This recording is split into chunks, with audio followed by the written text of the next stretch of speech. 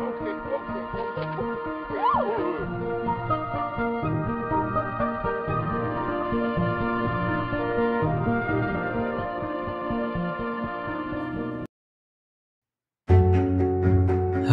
selamat datang kembali guys. Terima kasih sudah berkunjung ke channel ini. Jadi pada video kali ini, kita akan membahas sebuah film yang berjudul. Jadi gimana cerita dari film kali ini? Tanpa lama-lama lagi, langsung aja kita mulai.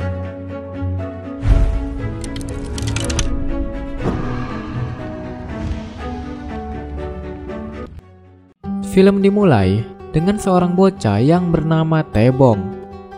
Dia adalah seorang siswa jenius berusia 10 tahun. Hari ini Taebong mendapatkan tugas menggambar bertemakan keluarga. Setiap siswa umumnya menggambar ayah, ibu, dan dirinya.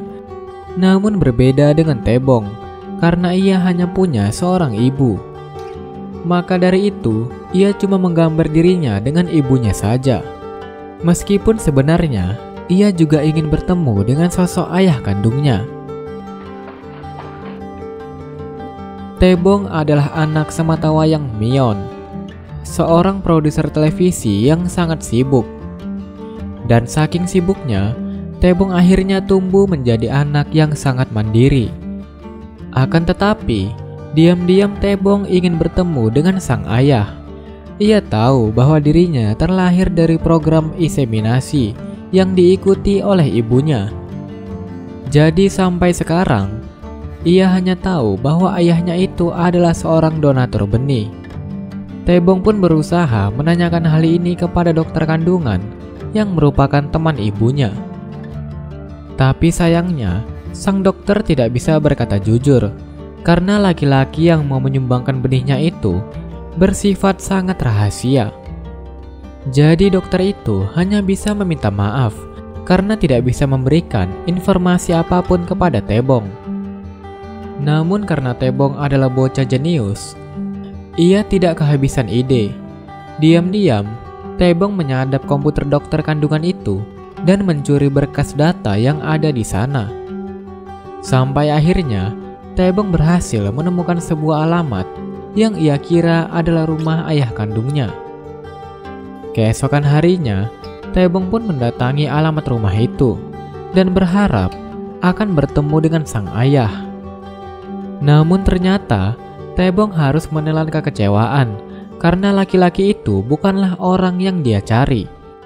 Bahkan laki-laki yang bernama Kim Chil Song itu tidak tahu mengenai donatur benih. Jadi Taebong semakin yakin bahwa Kim Chil Song bukan ayah kandungnya. Akhirnya ia pun pergi dari sana. Sementara itu, Jil Song yang tadinya bingung dengan kedatangan Taebong, akhirnya ingat pada pengalamannya waktu kuliah di Amerika dulu. Saat itu, Jil Song punya sahabat dari Tiongkok yang bernama Lian. Mereka sama-sama kuliah di jurusan seni dan sering menghabiskan waktu bersama. Namun saat itu, Jil Song berasal dari keluarga miskin, sehingga ia sangat butuh uang untuk bertahan hidup.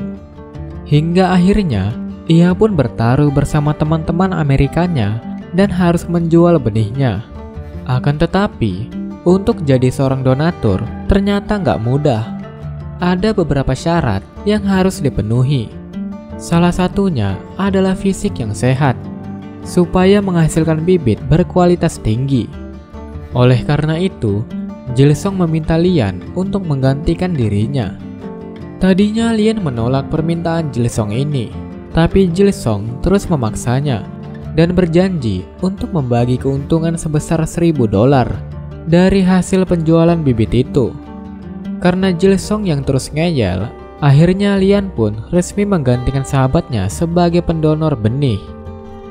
Setelah mengingat seluruh peristiwa itu, Jil Song segera menemui dokter, dan dokter pun segera menghubungi Mion.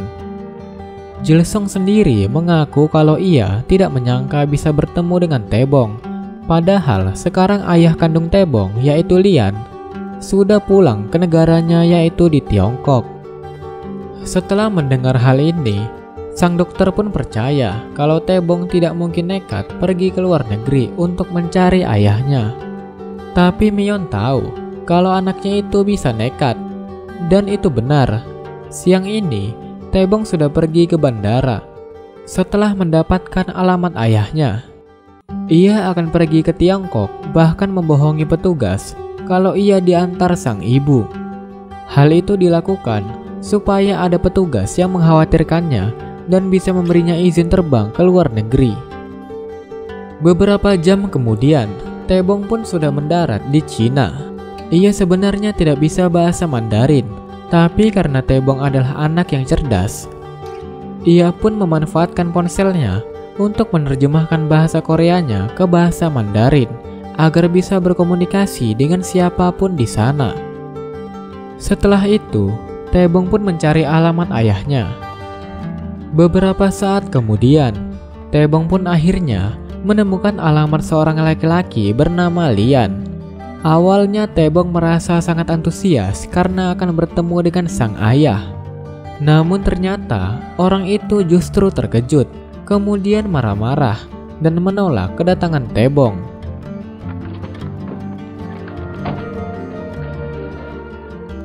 Lian sendiri sedang banyak pikiran. Ia adalah seniman yang baru merintis karirnya.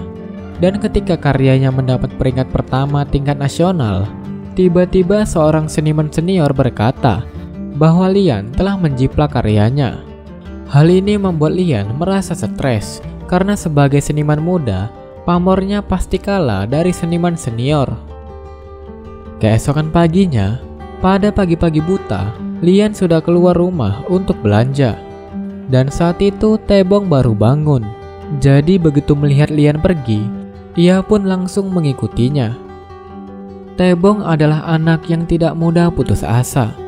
Sebisa mungkin, ia menjelaskan pada Lian bahwa dia adalah putra kandungnya. Bahkan Taebong mengingatkan Lian pada peristiwa donor benih yang dulu pernah ia lakukan sewaktu berada di Amerika. Dan cerita ini pun membuat Lian terkejut sampai terjatuh.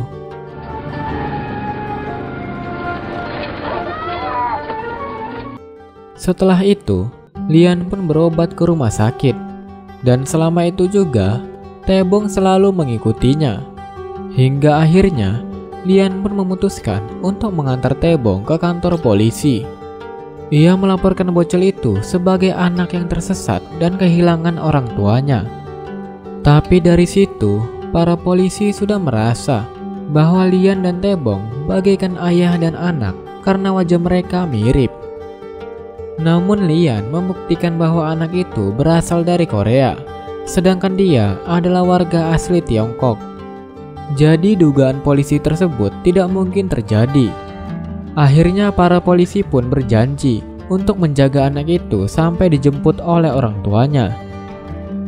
Sementara itu di tempat lain, Myeon sudah sampai di Tiongkok. Ia segera mendatangi rumah Lian, tapi hanya menemukan selimut anaknya yang berada di teras.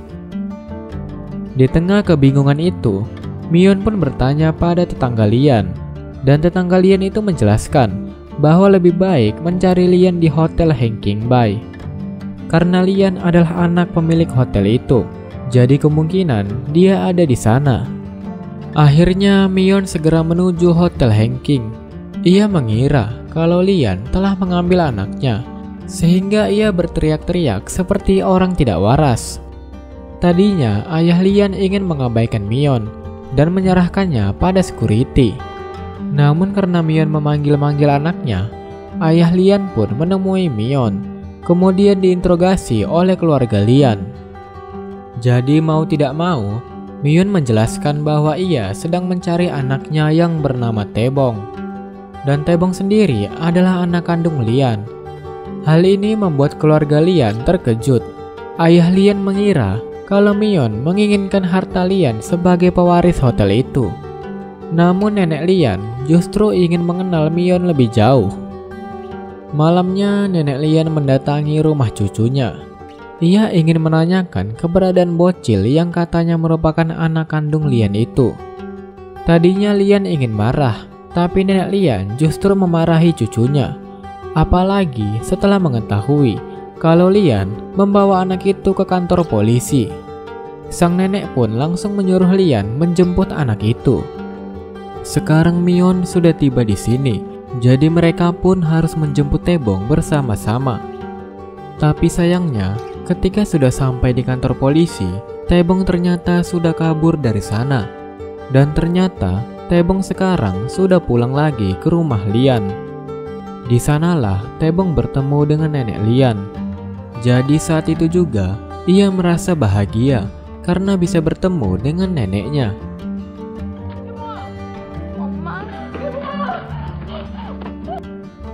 Setelah itu, Lian langsung diinterogasi oleh keluarga besarnya. Akhirnya ia pun menceritakan peristiwa zaman kuliah dulu. Dan hal itu membuat ayah Lian sangat marah. Akan tetapi, nenek Lian justru menanggapinya dengan tenang. Karena ternyata ia menyukai kehadiran Taebong dan juga Mion di dalam keluarga tersebut. Nenek Lian menilai kalau Mion datang ke sana karena keinginan anaknya, bukan karena tergiur kekayaan keluarga Lian. Namun karena ayah Lian tidak menyukai Mion dan anaknya, ia tetap memaksa Lian untuk mengantar mereka kembali ke Korea. Keesokan harinya, Lian pun mengantar Mion dan juga Taebong ke bandara. Tadinya mereka ingin segera pulang, namun ternyata seluruh tiket pesawat ke Korea telah habis terjual. Lian pun heran, padahal saat ini bukan musim liburan. Jadi mereka pun terpaksa kembali lagi ke hotel. Mion dan Taebong pun harus membatalkan rencana kepulangan selanjutnya selama 3 hari ke depan. Yang padahal, diam-diam nenek Lian telah membeli seluruh tiket pesawat itu. Ia sengaja melakukannya supaya Mion dan Taebong tidak pulang, karena ia punya rencana lain untuk mereka berdua. Ternyata nenek Lian ingin mengajak keluarga itu untuk berlibur ke rumah lama mereka. Ia juga mengajak Mion dan Taebong untuk ikut bersama. Tadinya Mion menolak karena merasa bukan bagian dari keluarga Lian. Tapi nenek Lian terus memaksanya ikut demi kebahagiaan Taebong. Jadi akhirnya Mion tidak bisa menolak permintaan tersebut.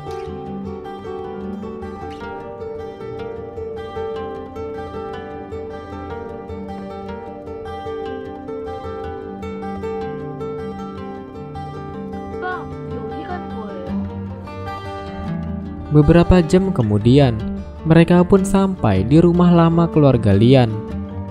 Di sana, mereka bertemu dengan adik nenek Lian yang kini mengurusi rumah itu. Mion dan Taebong pun diajak keliling rumah itu dengan mengenang masa kecil Lian. Dan mereka semua pun mengira bahwa Mion adalah istri dari Lian. Selama berada di sana, Taebong terlihat sangat senang. Ia selalu mendekati Lian sampai Lian merasa bahwa Taebong adalah pengganggu. Namun di sisi lain, Lian sebenarnya juga memberi perhatian lain kepada Taebong. Esok paginya, Lian sedang berdoa di rumahnya. Namun tiba-tiba, Taebong datang karena ia ingin bermain bola. Lian pun kesal karena kegiatannya terganggu. Jadi ia pun menendang bolanya sampai jauh supaya Taebong segera pergi. Ketika Taebong pergi, Lian mengingat masa kecilnya. Peristiwa barusan membuatnya terlempar ke masa lalu saat dia ingin mendapat perhatian dari sang ayah yang sangat sibuk. Beberapa saat kemudian, Mion pun mencari anaknya.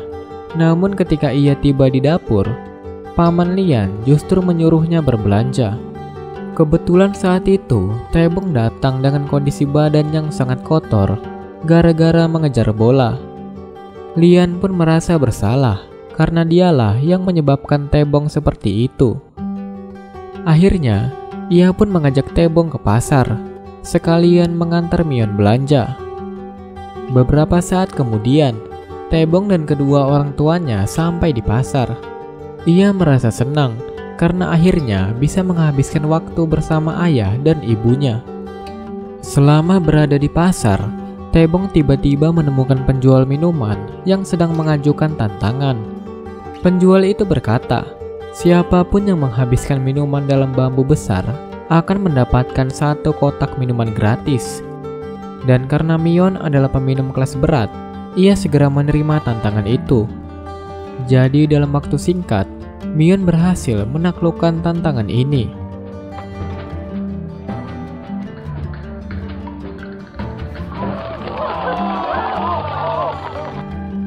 Sayangnya, karena menghabiskan minuman tadi, Mion sekarang jadi teler. Jadi sekarang, Lian mengajak Taebong untuk beristirahat di pinggir jalan sambil menunggu Mion baikan. Dalam kesempatan ini, Taebong berkata bahwa ia sangat menyayangi ayahnya. Ia berharap suatu saat nanti ayahnya akan mencintai ibunya, sehingga mereka bisa menjadi sebuah keluarga yang lengkap. Sementara itu, Lian hanya berpesan pada Taebong bahwa ia harus membuat ibunya bahagia, karena bagaimanapun juga, Mion adalah perempuan yang berharga. Singkat cerita, pada malam harinya, seperti biasa, keluarga mereka menggelar acara makan malam. Namun malam ini, Lian mulai tertarik pada Mion.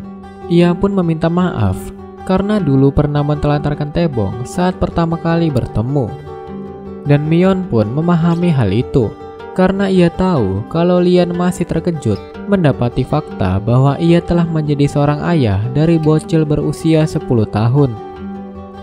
Keesokan harinya, Lian kembali bertengkar dengan ayahnya. Sekarang berita Lian sebagai pencipta karya seni itu menjadi berita nasional. Ayahnya pun merasa malu karena anaknya yang ingin menjadi seniman ternyata malah terlibat skandal kontroversial. Ia merasa kalau perjuangan Lian itu sia-sia dan hanya akan mencoreng nama baik keluarga. Lian pun marah dan ia ingin pergi. Tapi saat dia bertemu dengan Mion yang berusaha menghiburnya, Mion pun mengikuti Lian yang ingin menyetir. Dengan suasana hati yang buruk, ia berusaha meredakan emosinya karena menyetir dalam keadaan marah itu bisa membahayakan dirinya dan orang lain. Setelah itu, Mion pun bercerita bahwa dulu ia tinggal sendirian di Amerika. Ia pun memiliki seorang kekasih dan saat itu tengah mengandung anaknya. Sayangnya, kekasih Lian meninggal karena kecelakaan.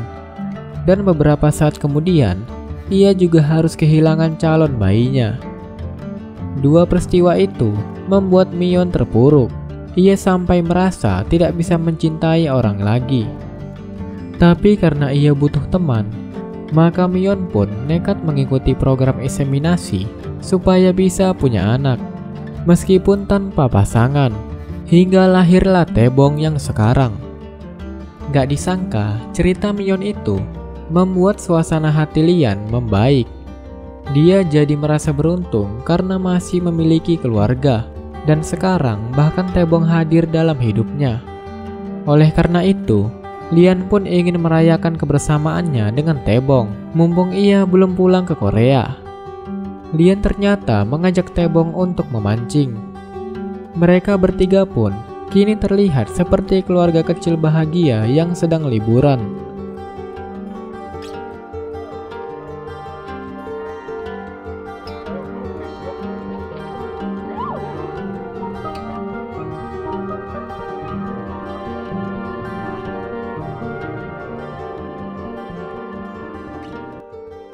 Sayangnya, saat mereka pulang ke rumah, nenek Lian tiba-tiba jatuh sakit.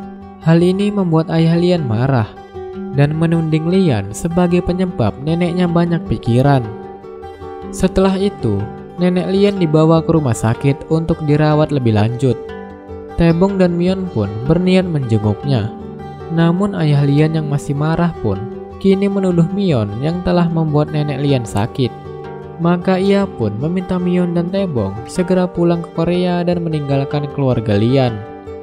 Setelah menyadari bahwa ia dan ibunya harus pulang, Taebong pun merasa sangat sedih. Ia tidak mau berpisah dengan ayahnya. Ia ingin keluarganya tetap bersama seperti yang selama ini mereka lakukan di sini. Namun sayangnya, itu tidak mungkin terjadi. Mau tidak mau, mereka harus menjalani kehidupan sendiri-sendiri seperti sebelumnya.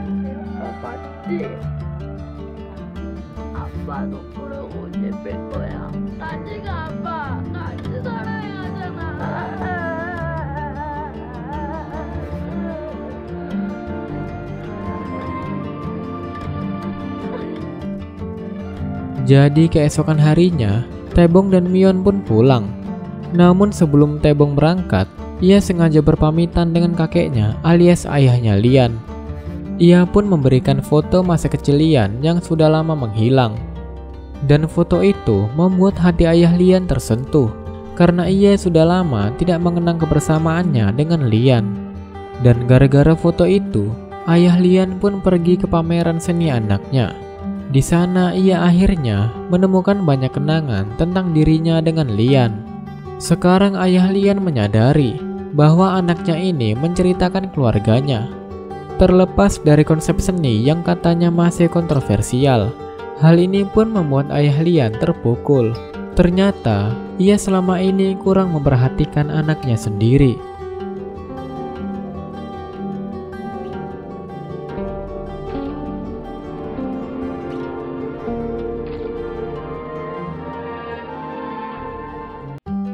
Beberapa hari kemudian, Lian mengikuti persidangan untuk membuktikan bahwa ia tidak bersalah. Awalnya Lian telah disepelekan oleh seniman senior dan hampir kalah dalam persidangan. Namun tiba-tiba ayah Lian datang untuk membela Lian. Ia pergi ke sana dan berkata bahwa Lian mengerjakan proyek itu dengan hati. Meskipun ada kemiripan dari segi konsep, namun tidak ada yang bisa menyamai sisi emosional yang ingin Lian ceritakan pada pameran itu. Dan sekarang ayah Lian menyadari bahwa pameran seni itu ternyata dibuat Lian untuk dirinya. Sesuatu yang tidak mungkin bisa dijiplak oleh siapapun di dunia ini. Beberapa bulan kemudian, Lian terbukti tidak bersalah. Ia pun menjalani hari-harinya sebagai seorang seniman. Bahkan kini, karyanya telah diakui industri seni Tiongkok. Sementara itu, Myeon dan Taebong juga sudah kembali ke Korea. Dan karena Taebong merindukan ayahnya, diam-diam ia mengirimkan video yang dulu ia rekam ketika bersama ayahnya.